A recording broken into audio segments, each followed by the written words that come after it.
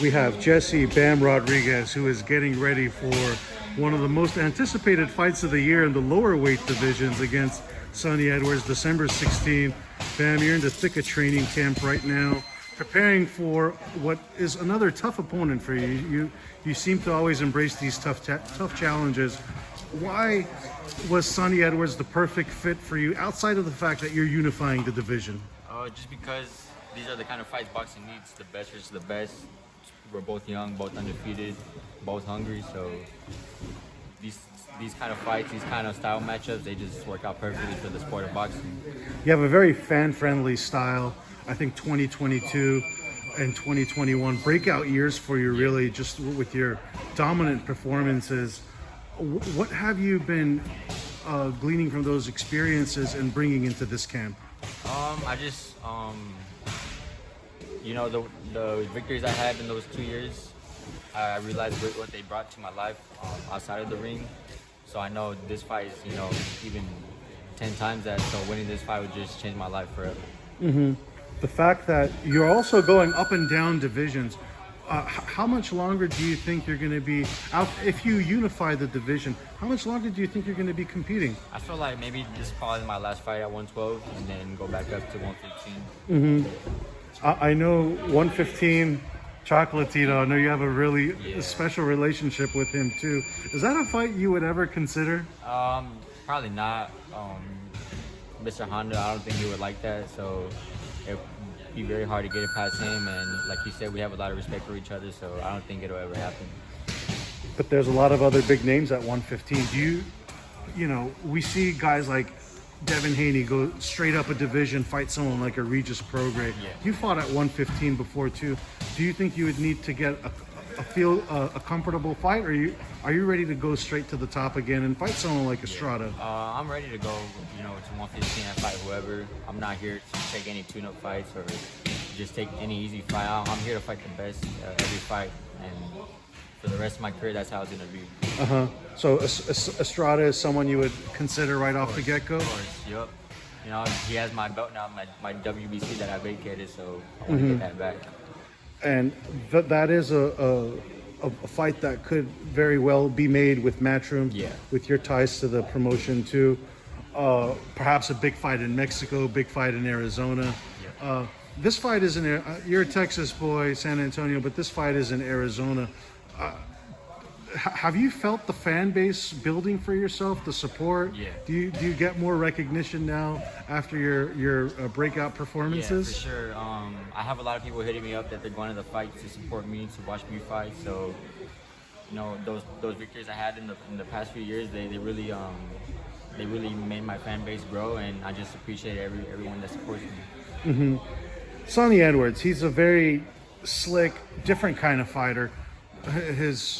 His knockout ratio isn't there. He seems to be a prolific boxer, but not a actual power puncher. How are you preparing for his style? We've been watching film. I've been studying him, so we've been working in the gym. I'm not gonna say too much on what we're gonna do and how it's gonna play out, but just know at the end of the fight, my hand will be raised in victory. Mm-hmm. Your coach Robert Garcia, what have you guys been working on throughout this camp? We've been working on a lot of things. December 16th, you'll see what we've been working on. Mm-hmm. When you go through training camp like this for a big-time opponent, how different is it than, let's say, some of the lesser opponents you face? When the stakes are this high, title unification fight, what's different? I wouldn't say not too much is different. You know, I take every fight serious. I take every fight as if it's a title fight. I've been like that since my pro debut, so this is no different, but just, you know, what's on the line, it's a lot more at stake, so I'm just, you know, a lot more motivated. Mm-hmm. You know, you talk about going back up to 115. I'm sure you want to have some unfinished business as well, too, with Ioka, to take care of, settle the family feud. I know your brother, obviously, has been in the ring with him. Is Ioka another opponent that you would want right off the get-go? Yeah, I mean, like I said, I'll fight any champion at 115, but right now my main focus is, you know, Sonny Edwards. I'm not going to look past this fight. Mm-hmm. It's a very tough fight, so 100% focused on this one. He has a very interesting personality and charisma, at least online. I don't know if you've got a chance to interact with him in person. What do you make of that? Just his, I guess, personality. I mean, he is who he is. You know, he's a character.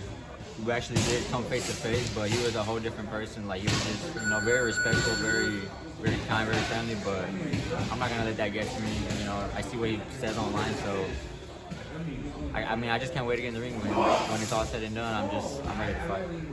You know, last year you were building on that Fighter of the Year resume. This year you just haven't been as active. What are your goals for 2024? 2024, I want to be more active. You know, I wasn't active this year because I had a jaw injury in my last fight, so that's why I was out. But I feel like if that didn't happen, I would have had 3 fights again. So it is what it is. Mm-hmm. You mentioned the jaw injury. Obviously, it is something that required for you to recover from. How are you now? Is it back to 100%? Yeah, it's good. I already sparred. I've been sparring for like a few weeks now, so I'm ready. My jaw's good. I was a little nervous at first taking that first punch, but once I took it, I was good. Mm-hmm. Since then, I've been good. You've also proven that the smaller weight, actually putting the smaller weight guys on the map yourself by taking these big fights. Unfortunately, throughout the other divisions, the fights the fans want to see don't get made. What is your message to all the guys who are fighting on social media and not in the ring? You know, the Tanks, the Shakurs, the Haneys, they're not really fighting each other, but they seem to be fighting on social media all day. Yeah, I mean, if that's what they want to do, then I have nothing to say about that. I just mind my business. I do what I got to do, and I don't pay any attention to it, honestly. When they do fight, I watch it, but all the social media stuff, I stay away from it. I know you have a quiet demeanor on social media, but for fans who are not too well aware of you, how do you want to introduce yourself? Like in the ring, or just like in general? I mean, I'm just a chill person. I mean, you got an interesting character here. You got stuff you usually don't see. I like cool things. Whatever catches my attention, I mean, I like it, but I just stay out the way and do what I got to do. Mm-hmm. Let's talk about the current state of boxing right now. Who are the fighters you like to watch? Shakur, Haney, Lomachenko, Tank. I like watching my boy Barrios as well. I mean, I can go on and on. You know, I'm a fan of boxing. I like watching it, so I can't really give you, you know, everyone that I watch, but I do have a lot of fighters that I like to watch. You mentioned Shakur Stevenson, one of the favorite fighters you like to watch. There's a lot of opinions about his last fight. Wasn't very fan-friendly. He admitted it as well, too. What did you make of his performance? I mean, he did what he had to do, and he got a victory at the end of the day, so that's all that matters. People can talk, but those people that are talking, they've never even been in the ring themselves or even stepped foot inside the gym, so I mean, that's how social media is.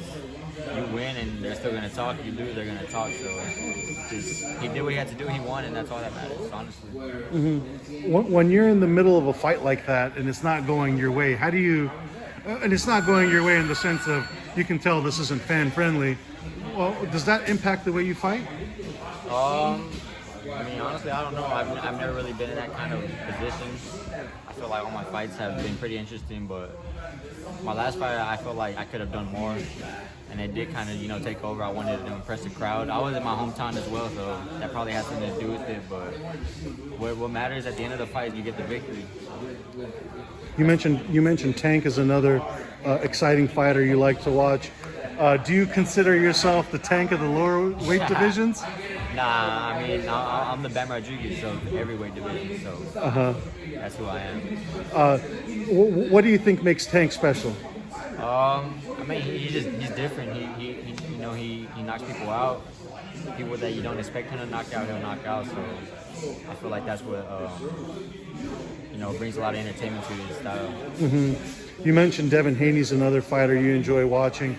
He's fighting Regis Prograis very soon. What is your prediction for that fight? It's a good fight, but I feel like Haney has the edge on it, so I feel like Haney will pull it off. Mm-hmm. What do you think are going to be his keys to victory? He can't, you know, I don't think he can stay in the pocket, which he won't do. He's too smart. He has a high IQ, so I feel like he's just gonna make it an easy night. What do you think are some of Regis's strengths that might give Devin trouble?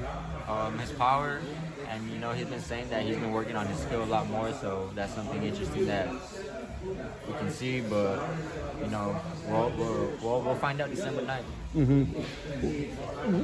At what point do these guys need to start fighting each other? They're all in the same group. We had a great fight this year with Ryan and Tank Davis getting into the ring. I think they set a blueprint for how fights can be made. Certainly compromises have to be made as well too, but if the numbers make sense, the fights will get made. What do you think needs to happen for Haney to fight Tank or Shakur to fight Tank and all this other dream matchups? I mean, that's up to them. That's on, you know, the business side of boxing. I don't know what's going on behind that, but I mean, I can't say much on that because I don't really know much on it. So. And who are the fighters you like to watch? I mean, I kind of named a few earlier, so whoever I named earlier is probably some of my favorites. Yeah. I see you got some battle wounds already. From training. Looks like you're putting in the hard work. Yeah, I've been for this camp. I've been putting in work for 8 weeks now, so I'm ready. I'm tired of training. I just want to fight already. This fight has been announced since June.